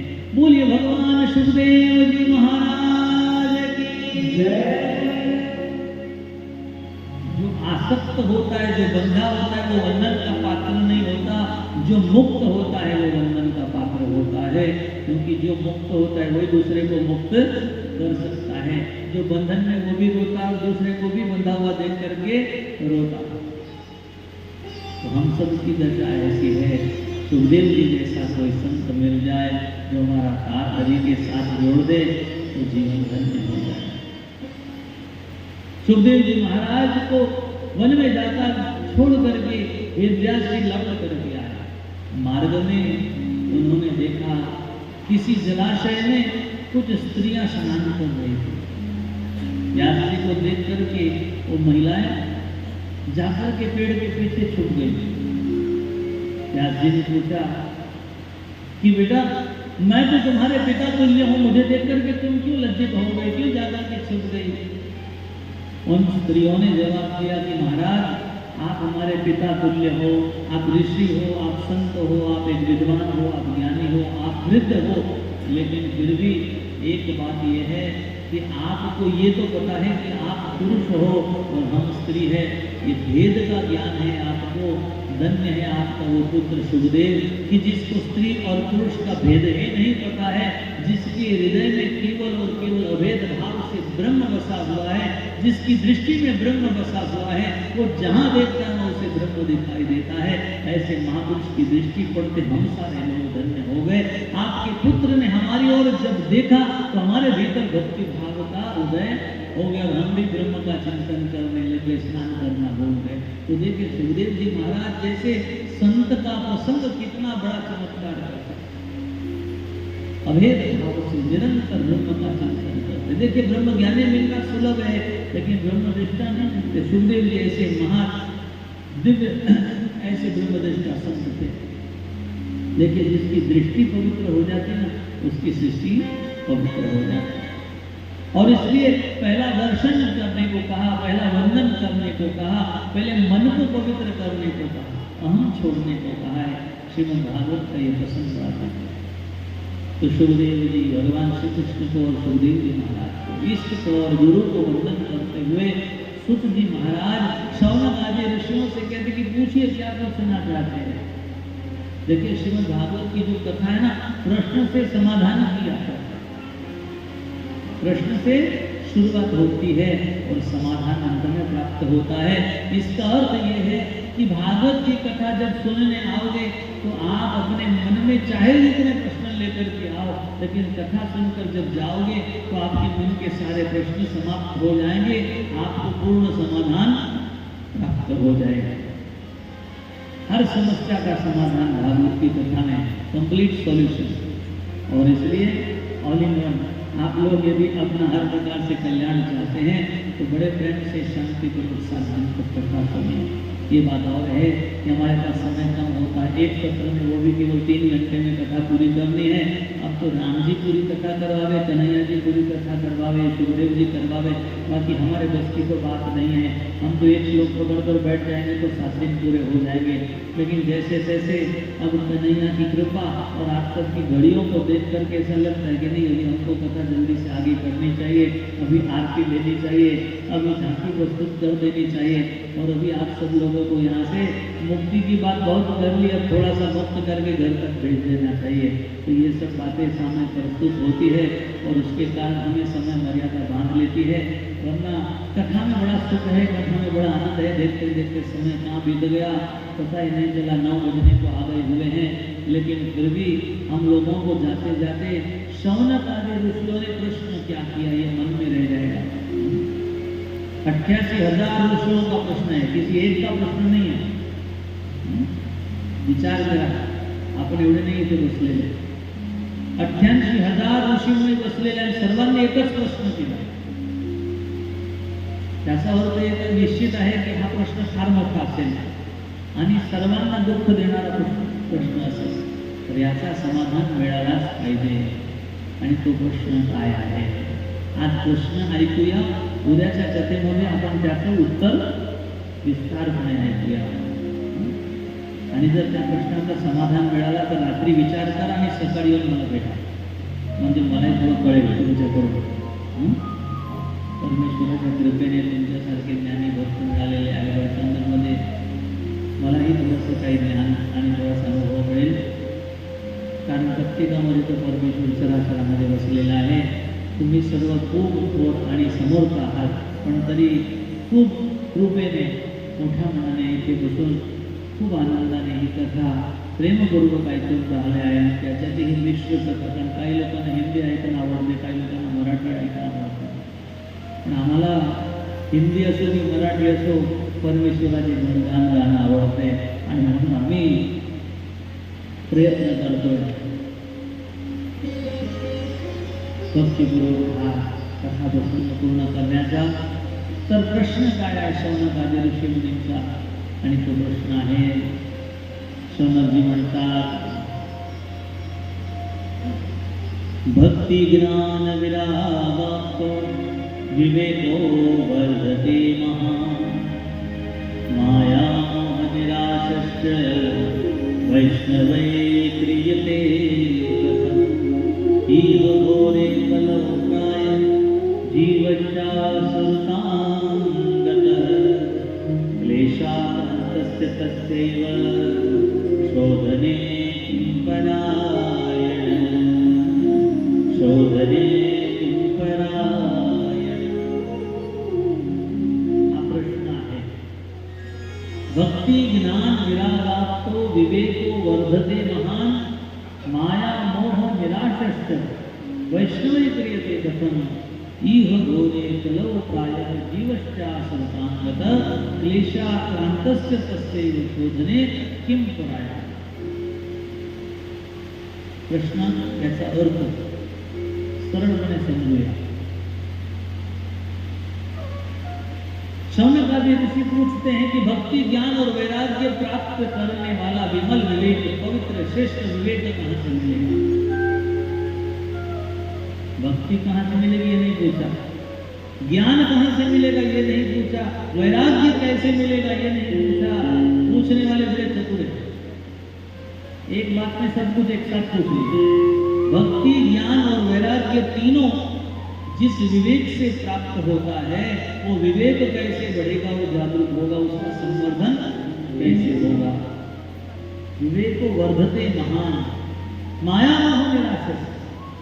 इस जगत में माया और मोह से जो निराश हो गए हैं, ऐसे लोग, ऐसे वैष्णव लोग, खास करके सबकी बात नहीं कर रहे हैं, जिसको शराब पीकर पड़े रहने की आदत है उसके बारे में भागवत में नहीं बताया, स्पष्ट बताया है, माया मोह निराशस्त वैष्णवे क्रियते. महाराज वैष्णवों को क्या करना चाहिए? कथाएं बहुत सुनते हैं, लेकिन वैष्णवों के पास इसका समाधान नहीं है. जो माया और मोह से निराश हो गए, किसी को माया सता रही है और किसी को मोह परेशान करता है. हमारा ही मोह हमको रुलाता है, छोड़ना चाहते लेकिन छूटता नहीं, भूलना चाहते लेकिन भुलाता नहीं. ये मोह के लक्षण कमजोर कर देता है. ये आसक्ति हमको लूट लेती है, लपेट लेती है संसार. और इसलिए कहा माया मोह विनाशश्च वैष्णवे क्रियते कथम्. प्रश्न आगे करते हैं, इह घोरे कलौ प्राय. इस घोर कलयुग में प्राय यानी नित्य रूप से, इह घोरे कलौ प्राय जीवश्चासुरतां गतः. जीव प्राय असुर गति को प्राप्त हो रहा है. देवता जैसा मनुष्य भगवान ने बनाया, लेकिन वो असुर की जैसी दुर्गति को प्राप्त हो रहा है. जीते जी उसकी दुर्गति हो रही है और मरने के बाद भी उसकी दुर्गति हो रही है. इस कलयुग में किसी का उद्धार नहीं हो पा रहा है, बड़ी तकलीफ है. लोगों की बड़ी दुर्गति हो रही है. जीवश्चासुरतां गतः क्लेशाक्रान्तस्य तस्यैव. क्लेश से आक्रांत है, जो जीवन में इतना अधिक क्लेश है, इतना टेंशन, डिप्रेशन, फ्रस्ट्रेशन, इतना क्लेश है, इतना तनाव है कि जिससे आक्रांत है, हाय पुकार रहे, चिल्ला रहे, दुखी हो रहे, पीड़ित हो रहे. क्लेशाक्रान्तस्य तस्यैव. ऐसे लोगों के तस्य शोधने किं परायण. उन लोगों को कहाँ जाकर के अपनी मुक्ति का मार्ग खोजना चाहिए, कहाँ जाकर के शांति खोजनी चाहिए, किस मार्ग के परायण होना चाहिए, कौन सी साधना करनी चाहिए, कौन सी भक्ति करनी चाहिए, कौन सा उपाय करना चाहिए. सादी भाषा में कह सकते हैं कि कलयुग में जितने भी त्रास हैं,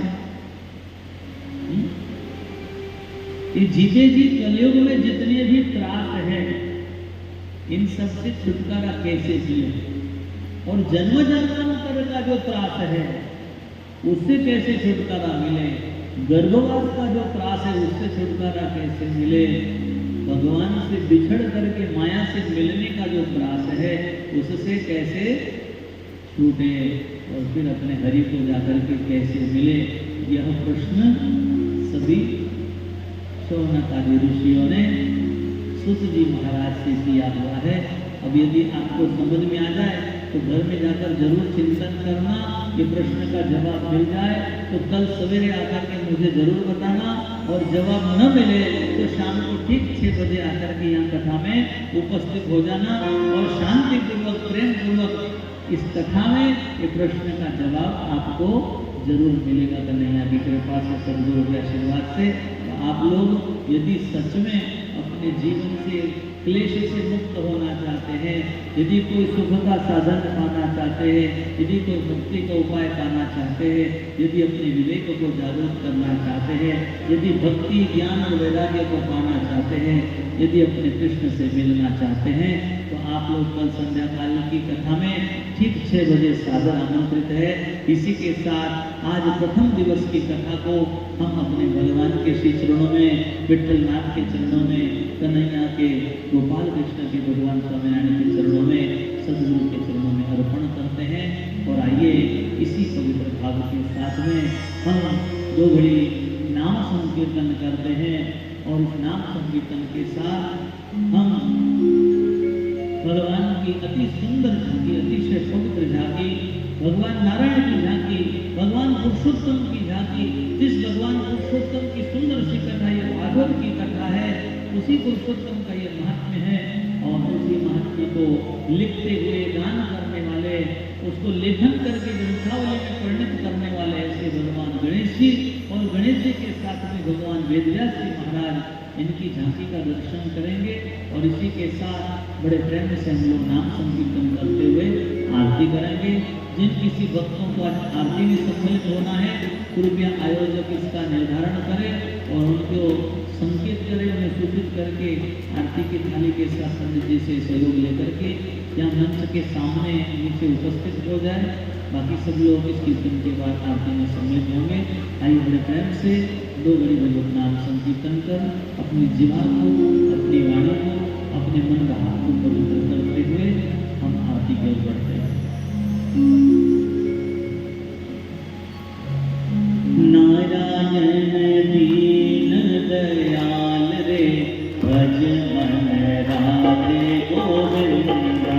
नारायण दीन दयाल रे, भज मन राधे गोविंदा।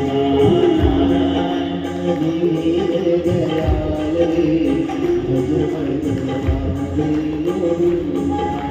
राधे गोविंदा, राधे गोविंदा, राधे गोविंदा, राधे गोविंदा, राधे गोविंदा, राधे गोविंदा, राधे गोविंदा, राधे गोविंदा, भज राधे गोविंदा, भज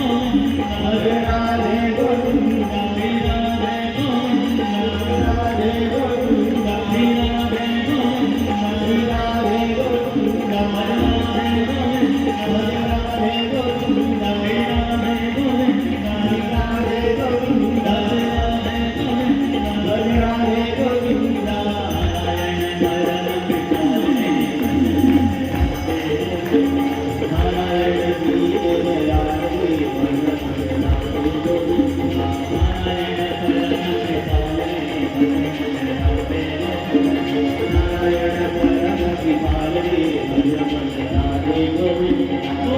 सच्चिदानंद भगवान की जय। श्री पुरुषोत्तम नारायण भगवान की जय। श्री गजानन गणपति महाराज की जय। श्री वेदव्यास महाराज की जय। श्री सुखदेव जी महाराज की जय। श्री भागवत भगवान की जय। भक्त भगवान की जय। आज के आनंद की जय। नारायण दीन दयाल रे भजन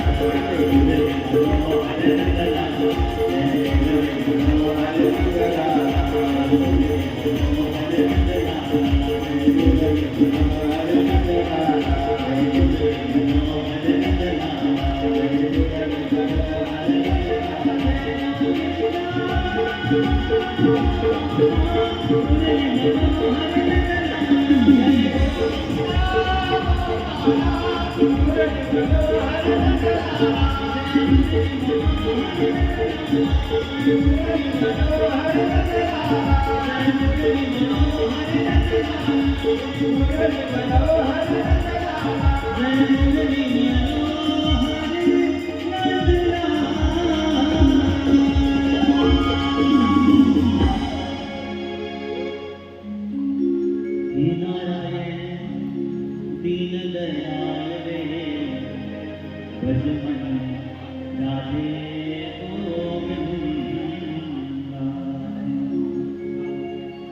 बोलिए सच्चिदानंद भगवान की जय। बड़ी ही सुंदर अवधि की झांकी यहाँ उत्सव मंच पर प्रस्तुत है। भगवान पुरुषोत्तम नारायण सुदर्शन चक्रधारी उपस्थित हुए हैं और उनके साथ में भगवान वेदव्यास जी महाराज जो भागवत का दान कर रहे हैं, ज्ञान को प्रकट कर रहे हैं। भगवान गणेश जी जो कि इस भागवत का श्री गणेश करते हुए स्वयं भागवत के ग्रंथ का लेखन कार्य कर रहे हैं। कथा के यजमानगण प्रेम से आकर के श्रद्धा पूर्वक इन अवतारों का, इन झांकियों का पूजन संपन्न करेंगे।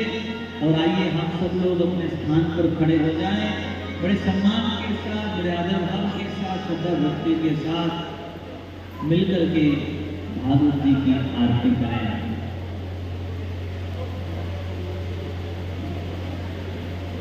प्रतिदिन सवेरे 9 बजे से लेकर 11 बजे तक यहाँ पर भागवत की महापूजा संपन्न की जाएगी। यहाँ मंच के सामने आप देख रहे सुंदर सुंदर सजे हुए पूजा के दर्शन हो रहे हुए हैं। आप में से जिस किसी श्रद्धावान भक्त को सवेरे श्रीमद् भागवत की महापूजा में सम्मिलित होना हो, सहभागी होना हो, ये कृपया भागवत सेवा समिति के सहयोग में उनके संपर्क में रहें और अपना नाम लिखवाएं। और कल सवेरे 9 बजे से 11 बजे तक की कथा में, पूजा में आप लोग सम्मिलित हो। उसके अलावा संध्या काल कथा के उपरांत होने वाली कल की आरती में, और आरती के अलावा यदि किसी भक्त की इच्छा हो कि कल का प्रसाद मेरी ओर से बढ़ना चाहिए तो वो अपनी ओर से उल्लेख करें और कल का प्रसाद और कल की आरती की वो तैयारी करें। वो लिखवा सकते हैं अपना नाम, कल आपको अवसर दिया जाएगा। सब परिवार आप लोग आरती में सम्मिलित हो सकेंगे। कल की झांकी में कल भगवान सुखदेव जी की, परीक्षित की और सुखदेव परीक्षित के साथ बाकी बिहारी की झांकी प्रस्तुत की जाएगी। नारद जी की झांकी होगी, भगवान कुंज बिहारी भगवान श्री कृष्ण की झांकी होगी। तो जिस किसी को झांकी में भाग लेना हो, देखिए कितने सुंदर अवतार हो गए। आप लोग पहचान नहीं पाएंगे, लेकिन बता दें कि ये कोई बाहर के आए हुए कलाकार नहीं है और ये मूर्तियां नहीं, जो मूर्ति जैसे लग रहे आपकी गढ़चानपुर के भक्त है, जिनको चुन करके हमने देवता बना दिया। तो मानव से देवता बनने का ये अवसर मत छोड़िए। आप में से किसी को यदि इच्छा हो तो कल की झांकी में सहभागी होने के लिए जरूर संपर्क करिए आयोजकों से, और हमारे झांकी के जो कलाकार हैं उनसे संपर्क करके आप लोग अवश्य ही इसका अवसर लाभ लीजिए।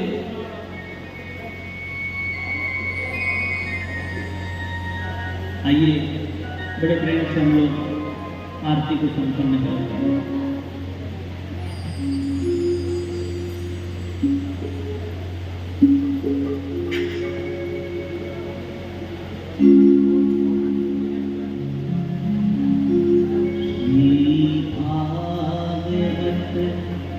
भगवान की है आरती,